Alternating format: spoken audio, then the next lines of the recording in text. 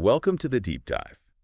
Today, we're going into a story that's, well, it's almost unbelievable. It really is. We're talking about the alleged link between the CIA, the Contra war down in Nicaragua, and the crack cocaine explosion that just devastated American cities. Yeah, it's a heavy mix of foreign conflict, these covert operations, and then a domestic drug crisis, all potentially tangled together. Exactly. So our mission today is to really dig into how this alleged connection might have worked. Who are the key players? And how did the government and maybe even the media react when these claims started surfacing? It's got some serious twists and turns, so get ready. Okay, let's start unpacking this. Right. So to get the background, you really have to look at the Nicaraguan Civil War back in the 1980s. The U.S. Was very interested in supporting the Contras. They were the rebel group fighting the Sandinistas, the government at the time. Exactly. The U.S. saw them as anti-communist allies in the region. Yeah, but backing the Contras directly, that wasn't always straightforward, was it? No, not at all. There were mounting concerns about human rights abuses by the Contras. Right. You might remember the U.S. had kind of pulled back support from the previous leader, Somoza, for similar reasons, human rights violations. And Congress was really starting to scrutinize where the money was going. They put limitations on direct aid. So this created a situation where maybe they needed alternative funding, something off the books. That's the theory. That maybe, just maybe, this need for untraceable cash opened the door for drug trafficking connections. Okay, this is where it starts getting really interesting. We need to talk about a specific person. Oscar Danilo Blandón Reyes. Blandón, yeah. He was a wealthy Nicaraguan, came to Los Angeles as a refugee. But he wasn't just any refugee. His family had connections to the old Somoza regime, the one the U.S. had soured on. And he pretty quickly got involved with the Contra movement that was forming, among exiles in the U.S. Okay, so that's one key figure. Then, simultaneously, over in the San Francisco Bay Area, there's another guy, Norwin Meneses. Meneses. Now, he was known, reportedly, for having just an endless supply of cocaine. An endless supply? Where was it coming from? Well, his family was apparently deep into the drug trade. His nephew, Roger, got busted with, 20 pounds of coke.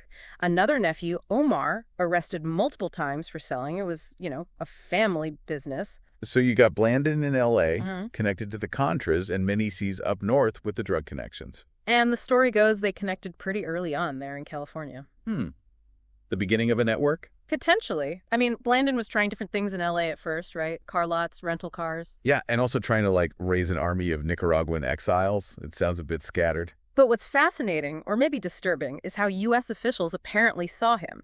He was described as a malleable, controllable, docile. Malleable, that sounds convenient. Doesn't it? They even pointed to his past support for a U.S. invasion in the Dominican Republic as evidence he'd, play ball. So was that assessment accurate, or just useful for looking the other way, perhaps? That's the million-dollar question, isn't it? Meanwhile, the main Contra group, the FDN, that's the Nicaraguan Democratic Force, is getting organized and receiving CIA backing. Right. Led by Bermudez, and crucially, it included a lot of former members of Somoza's National Guard, the Guardia. Not exactly angels. No, definitely not known for their clean human rights record. Yeah. And there were reports the FDN itself was involved in criminal stuff to raise money. So you have this U.S.-backed group, maybe needing cash, and individuals like Blandón and Meneses already in the U.S. with established drug networks. The pieces seem to be falling into place, at least potentially. Now let's talk about the drug itself. Cocaine, the powder form, cocaine hydrochloride, well, it wasn't great for smoking. Chemically, it just didn't work well that way. Right, you couldn't easily smoke the powder. But then came this process called freebasing. Exactly, freebasing. It's a chemical step, basically strips away the hydrochloride part, leaving a base form that you can smoke. So it unlocked a whole new way to use the drug. I remember Siegel did some early research on it, and you could even buy kits, right? Yeah, freebase kits became available. But here's the thing. Initially, freebasing was mostly for the wealthy. Why is that? Cocaine powder was still expensive, and the early freebasing methods, they weren't very efficient. You needed a lot of powder to get a decent amount of smokable product. Okay, so it wasn't widespread yet. Not like it would become. And this brings us back to Blandón showing up in L.A. in 1979. And you said the timing was interesting.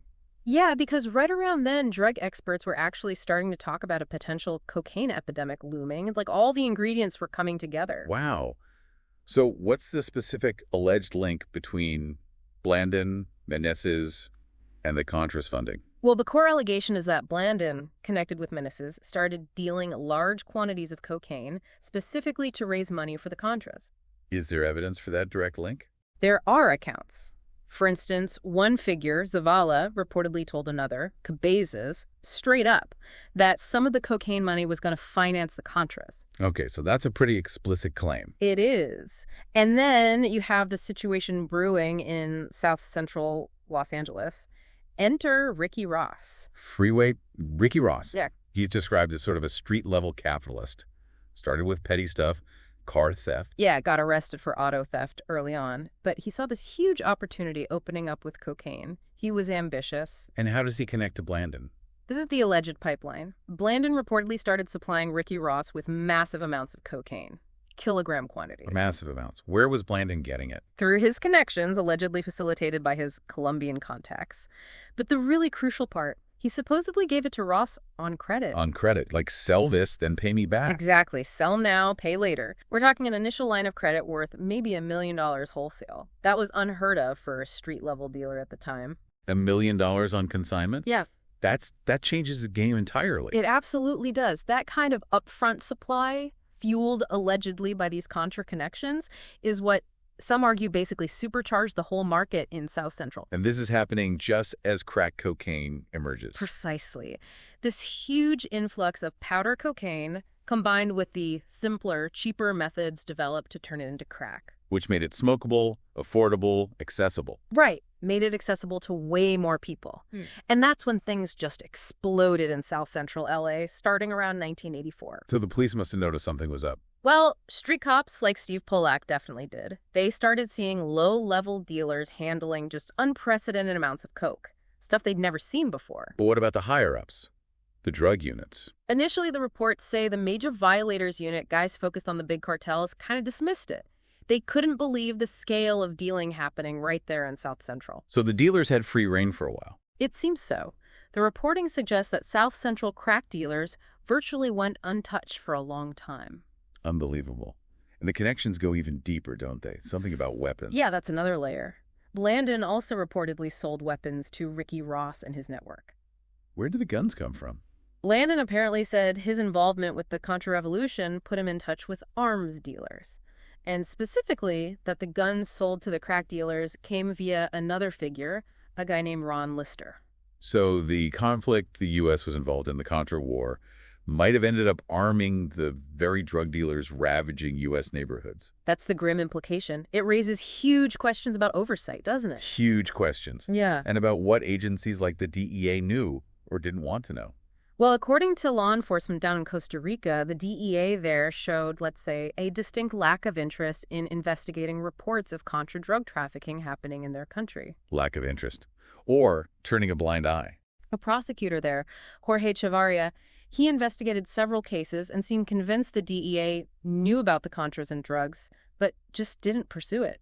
And were there other instances like this, investigations being blocked or slowed down? There are several reported examples. Cases involving individuals linked to the Contras and drugs seem to hit roadblocks or just get downplayed. Like?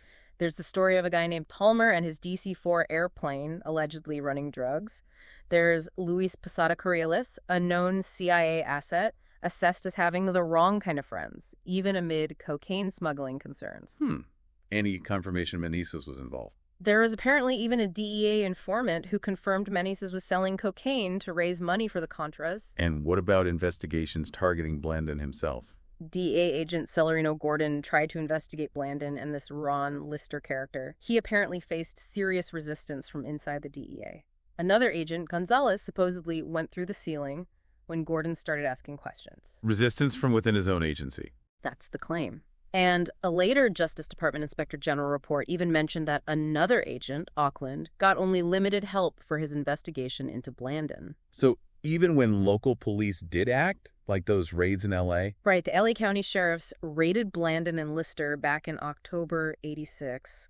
But apparently it was just a mere irritant to Blandón. He supposedly laughed about it later. Laughed about it? How could evidence just disappear? That's what's baffling. Reports say evidence was returned quickly and copies just vanished. It certainly suggests someone might have felt untouchable. And Lister, the guy supplying the guns, did he have connections? Lister himself allegedly claimed he worked with the CIA, said his friends in Washington wouldn't be happy about the investigation. Claimed he worked for the CIA? Wow. Yeah. And you hear about other investigators like Joe Kelso down in Costa Rica running into hostility from DEA agents like a guy named Neves when they push too hard on drug trafficking links. It paints a pattern, potentially. It wasn't just government agencies, though, right? The media's role seems complicated here, too. Deeply complicated and troubling.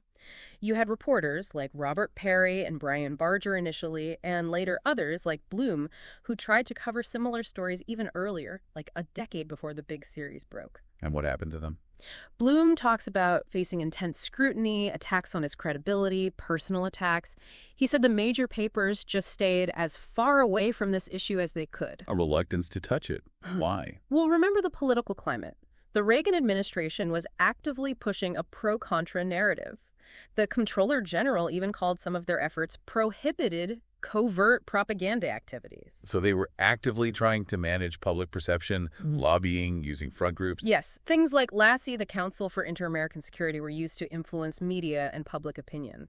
So any story suggesting the Contras were involved in something dirty like drug running went against that official narrative. And when reports did surface early on? Strong denials, like the San Francisco U.S. Attorney Ruth Saniello. He flat out denied any CIA or Contra drug link, calling the reporting contrived newsmaking.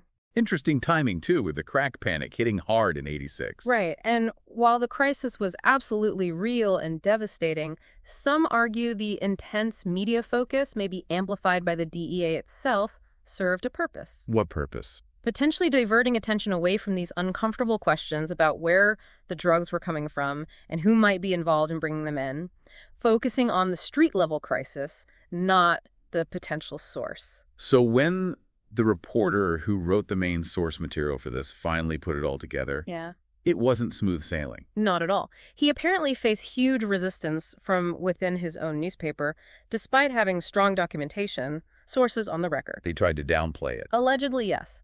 Downplayed, editors questioned it, attacked it internally.